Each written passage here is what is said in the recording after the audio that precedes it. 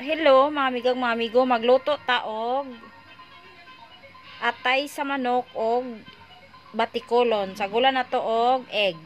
Adobo with whole egg.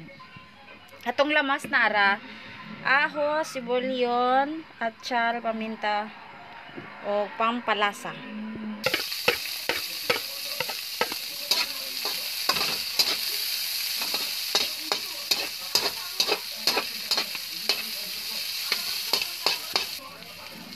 Luto na itong lamas ato nang ihulunod atong gimarinate nga atay with balon-balonan.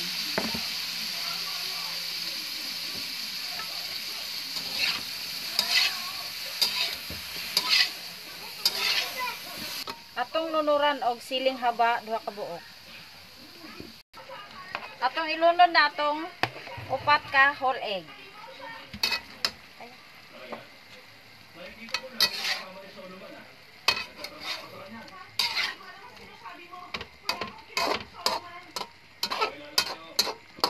Lami na kaayo ang atong adobo nga atay with balon-balonan with egg.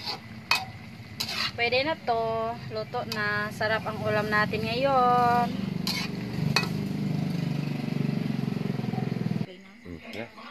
Atong tilawan, luto na to ang adobo.